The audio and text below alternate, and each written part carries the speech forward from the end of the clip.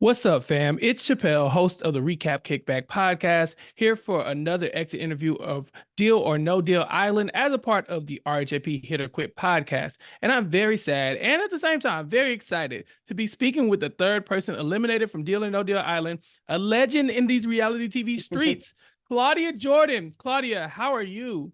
I am good. How you doing? I'm good. Listen, Claudia, I'm sad. You were the person who I thought was going to take it all. I gotta know what happened, Claudia. I honestly never thought I was going to be able to take it all. I knew as soon as they found out I was from Deal or No Deal that I would have a target on my back. And then there was some kind of like some of the contestants were like gunning for the people that they deemed already had enough success and they don't deserve to be there. And I didn't really think that was cool. We all kind of earned our way there. Yeah. Again, it's me people pleasing. It's me helping out others. It's me thinking about other people's feelings over my own. And that's something I keep saying I have to work on, but it's who I am. People think I'm a mean girl. I'm really not. I'm actually too nice of a girl that just has a smart mouth.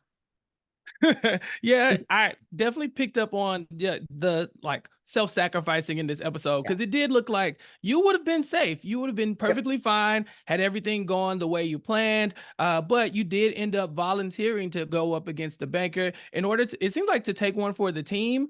Yeah. Looking back, do you think you just should have handled that differently, or is that just naturally how you're gonna participate in any situation? That's how I am. Yeah. When I was growing up, I would see my mom helping out every and anybody. I'm like, I'm never gonna be like that when I get older. She's always getting played by people and she's so nice. I'm just like her, if not worse. I'm always like, here, take my heart, let me help you. And rarely I get it back, but it's okay. I get blessed in other places. Honestly, I was really frustrated that day. I really wasn't feeling well. I was ready to go home. I was sick of it. Um, Not the show, but some of the people. I was just like, you know what? If this is the kind of game that we're going to be having where we all agree and look each other in the eye and say we're going to do something, and then you kind of pull the reverse Uno just for a moment on television or whatever you're going through. Do I really want to be around you for 3 more weeks? Probably not. So I can go back to the resorts, order me a pina colada, get out of that Mm-hmm. tent and get away from the snakes. And you snakes can battle it out. And I'll be over here. I'll see y'all when y'all get off. I'll be on the Yeah. yacht. I totally understand. Of course, one of the focal points of the episode was that argument between you and Kim Matina. Do you think that was an accurate portrayal of your relationship with Kim, or just were you just having a really bad day that day? No, that's exactly how I felt. And I stand on everything I said. I stand on business. That's how I felt. Mm-hmm. I just felt like she was just too desperate and too thirsty and kind of like just too eager to be the bad guy. And I'm like, girl, bye. It's like, just play, just be you. You don't have to do all that. So it was too early in the game. Like day one, you're already like trying to be manipulative. And I'm like, save that to later when it's a little deeper in the game. Cause you got to live with these people in the same tent. Like, do you want that tension on day two? I know I don't, but I'd be protecting my peace. That's why I look 30 and she looks 100. well, Negative well, energy will age you. I'm just saying. well, about that, we did see her bleeped a few times on what she was saying about you, and then we saw how it got back to you and Boston Rob. It must have been something pretty nasty because it really did turn the entire cast against her in a way. How did you feel with seeing that? Because you said things had hit differently in the jungle, and I was like, what exactly is being said? What is hitting differently in the jungle? We got to know. Well, I'll let her tell you. But I just felt like it was extremely rude and it wasn't deserved. It's like all the people that helped this old lady out of the mud and was cheering her on and trying to give her good advice and help her. I even put eyelashes on her. I tried to help her aesthetic. And I was like, even when I know she was doing dirty stuff, I was still trying to help her do her makeup and just little things. And it's like, what it's like an enemy does something to you, it's one thing, but it's someone that you're looking out for and trying to like be nice to. It just makes you feel foolish for extending any kind of grace to someone, and that's what Hmm. that was about. Like me, if someone's good to me, I'll never turn on them. Like I'll be like, it would really hurt me to be like that, but she made her bed and she must lie in it, and that's on period. Yeah. We saw how loyal of an ally you were in this season. I remember when Jamil was going out and you were saying like, "Oh yeah, we're gonna avenge you." And then we saw your closeness with Boston Rob as well. Was this a natural friendship you developed on the island, or is this like I imagine y'all have seen each other around in the reality TV streets? Yeah. Y'all didn't have a pre-existing relationship? I've never seen him on Survivor. I Wow. didn't know who he was. When I got there and everybody was freaking out, that's Boston Rob. Oh my God. I was like, relax, relax. He's actually a human. Calm Hmm. down. Boston's from Boston.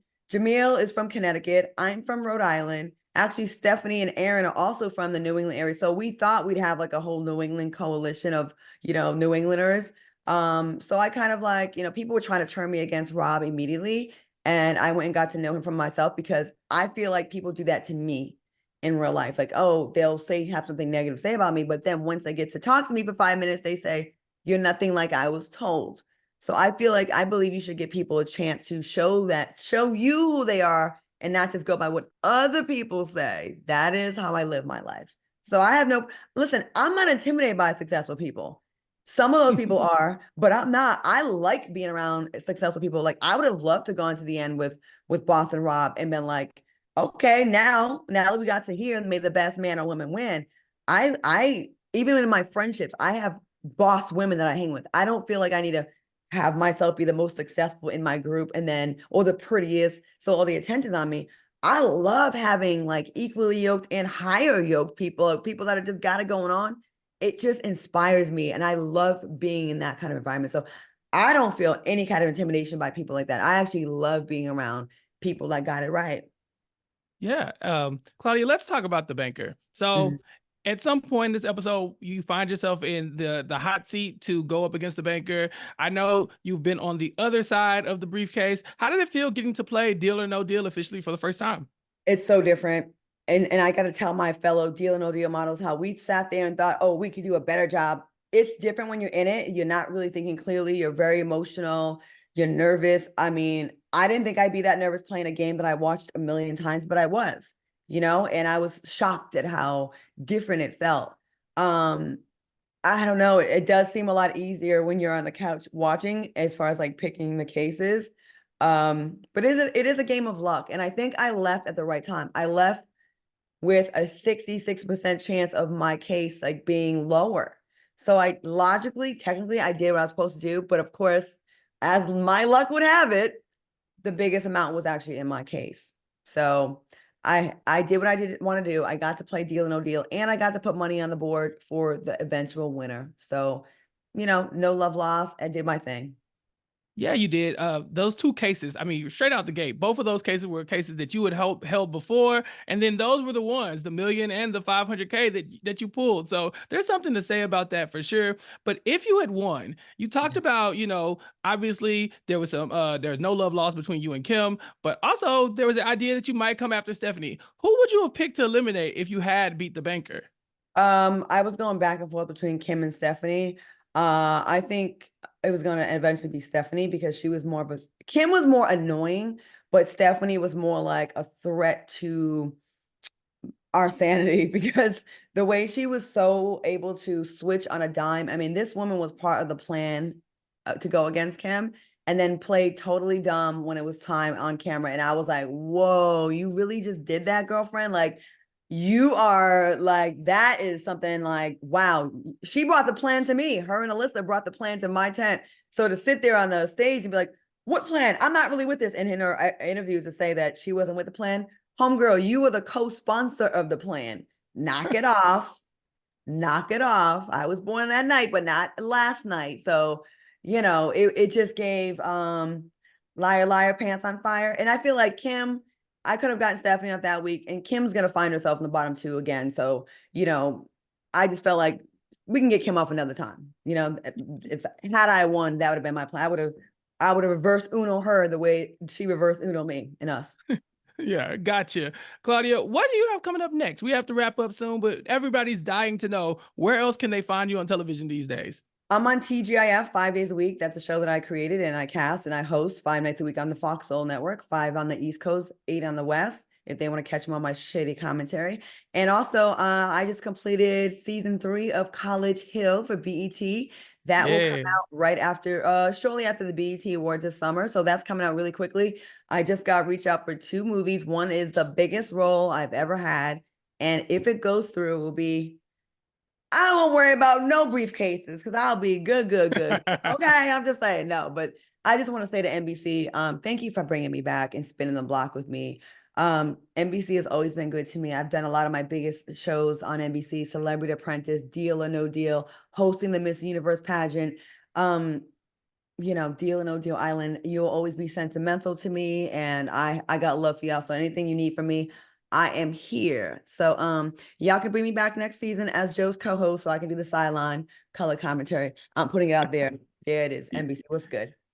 Yes, we'd love to see it. Claudia, that's our time. Thank you so much for joining me on this exit interview on RHAP. It has been a pleasure.